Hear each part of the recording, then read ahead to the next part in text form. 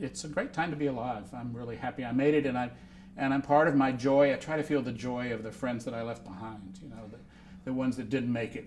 I was going to ask about that because we were recognizing 30 years of AIDS this year, and at that time getting a little bit emotional thinking about it.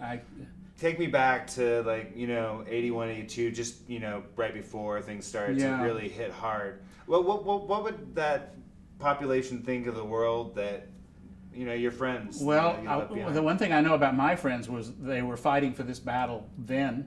Mm-hmm. The thing that I remember that made me so sad was we lost in some ways the most heroic people because they were living their lives openly. They were joyful. They felt no shame around who they were.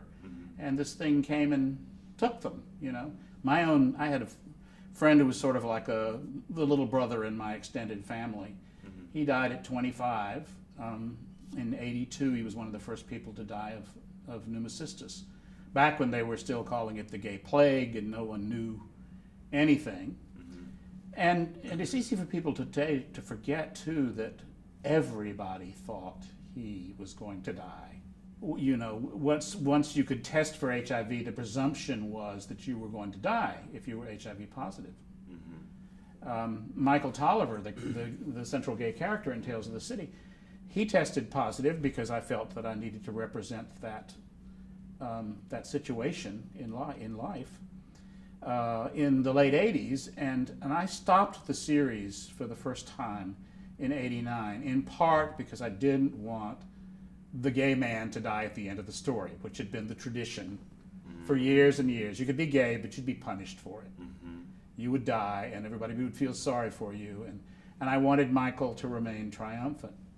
So one morning, about 4 years ago, or 5 years ago, I realized, well, he's not dead because a lot of my friends aren't.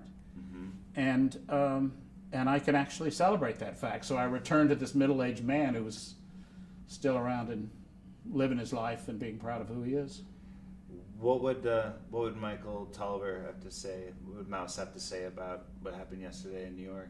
Probably the same thing I just said about it. And that brings me to my next question, actually. I'm not him, but I'm able to talk through him. Yeah.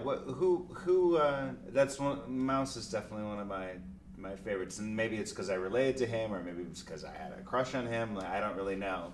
If you really want to crush on him, you should come see the musical in San Francisco, because Wesley Taylor, who is an out-of-the-closet gay actor and adorable on every level, does what is, for me, just a quintessential depiction of the character, because he's feisty and he's funny and he's vulnerable. Mm-hmm. A lot of things that the character does such a beautiful job with it. I guess when I saw the first the Tales of the City from England, right? It was done by... Yeah, it was done by Channel 4 in Great Britain. When I saw Marcus D'Amico. D'Amico, I always thought that is what Mouse looks like. It was right bang on for you. Yeah. Marcus and I, good old Facebook, we swapped notes the other day. I hadn't talked to him for a long time, and we had a lovely little exchange on Facebook. Well, tell him he has fans here. He knows that. I don't know about specifically, but right. He has realized over the last 18 years or so, as has anybody who's connected with that production, that it made a difference. I'm really happy to what degree that miniseries all those years ago was able to reach into the lives of people and say the same thing the books had been saying, but bring it to life in another way. So for me, Tales of the City was my coming out book, and I'm sure that's been for so many people that sort of allowed me to move into that space.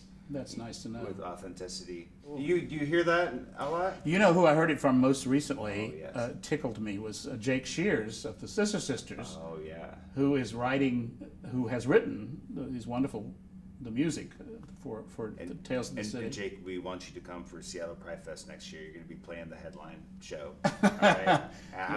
Listen to him, Jake. I'm going to get Armistead to help me with that. It's the most magnificent thing to watch him perform in concert. I know. Absolutely. He says he's not an actor, because a lot of people say, well, why didn't you play Michael, Yeah. And then he cites some soap opera that the Scissor Sisters were on. He said, Google this, and you tell me if I'm an actor. And is he? But no, he wasn't in the soap opera, I have to say. But he was an immensely talented and sweet human being who grew up. off on an island here in the San Juans, just off of Seattle. Did you know that about him? I didn't know that, no. He says that when he was 13 years old and was a little queer but hadn't quite figured it out yet, there were these two middle-aged guys that ran the video shop on the island who sort of took him under their wing and were sweet to him. Mm-hmm. And they said, we've got some books here we think you might enjoy. And that's how he was introduced to Tales of the City. Mm. Now that makes me feel like I'm about 112. But it also makes me really happy. Yeah.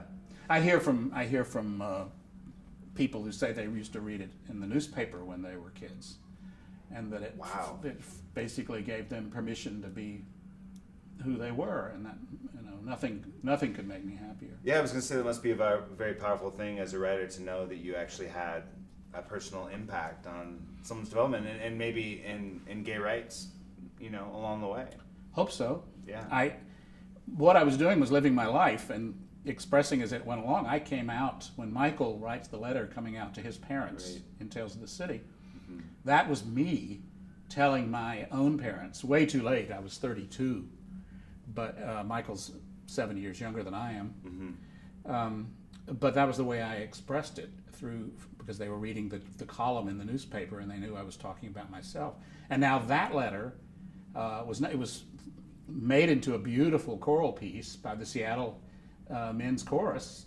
David Maddox wrote the music to it, and it was first performed in Seattle and spread nationwide from here, not from San Francisco, but from Seattle under Dennis Coleman's direction. Right. And now Jake Shears has written, and John Garden, his collaborator, the other composer lyricist, has written a sort of solo version of the letter, a very simple, sweetly delivered song that pretty much makes the house start crying when it's performed in the musical. Just a second. Did it just open? It opened on June 1st. June 1st, okay. And they tell me it's breaking all records at ACT. They've extended it 3 times. And people are going 3 and 4 times. You've seen it? Yeah, I've seen it 9 times. 9 times. Okay. I have to take my friends when they want to go, and right. I don't mind. I really do love it. One thing that I wanted to bring up is that there's lots of people that are watching, maybe even watching that haven't come out yet, that stumbled upon this website, for Seattle Pride, a bunch of gay people in Seattle, and maybe they live out in some small town in Eastern Washington. Yeah. And they can't really be who they want to be. What would you say to them? Like what? Well, I guess I should look at the camera for this, right? Well, you can, yeah. I mean... Yeah, what I would say to you is that you're, as you said, as Oprah says, your authentic self is the self that will work for you. That's what happened for me. I was going to be a lawyer in North Carolina. I was trying to be straight to keep my family happy. And when I found out who I was and allowed myself to be that, that's when my heart opened up. That's when I was able to be my biggest self. That's when my success started. No one ever says that, but if you behave true to your own being, then you will find what's special about you, and it will make you work in the world. It'll be the most attractive face you can present to the world.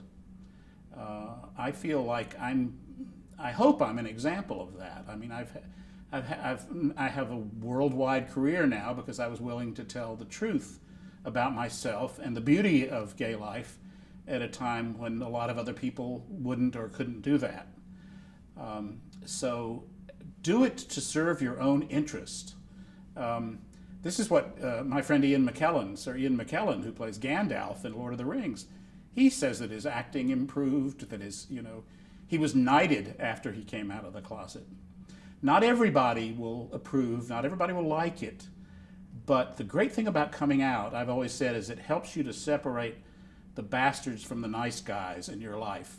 You really don't want to be with people that don't accept you for who you are. Isn't that basically what it comes down to? Right, no, exactly. And when you do tell the truth about yourself, then a lot of people will come to you and say, we've known this about you for a long time. We wondered when you were going to figure it out. But I also think that success and happiness comes from fearlessness, right? And if you're afraid of who you are, you can't be anything in the world. Oh, and you have one life. Anna Madrigal says it in the show. We're given one life. Mm-hmm.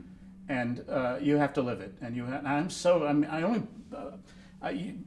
some years back, Starbucks asked me to contribute a quote to one of their cups. You know, that series they had where they have quotes from well-known people. Well. Yeah.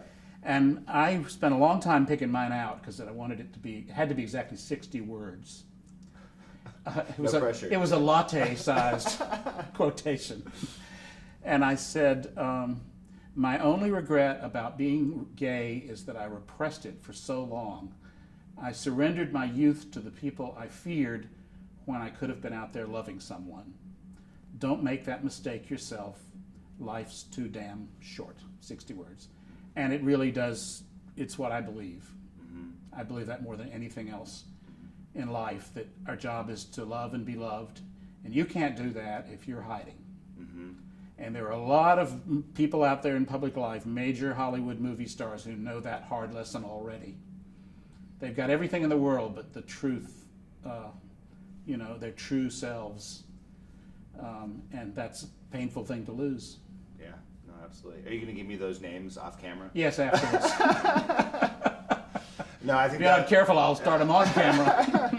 No, that was beautifully said, and I just want to thank you for all the inspiration that you brought through your stories to millions of people and hopefully to a few more. Thank you. Here I today. really appreciate it. All right, happy Pride. Thank you. You too. Thank you for coming to Seattle. Yeah, my pleasure. And we'll see you all at the festivities or see you another year. Be well. Happy Pride.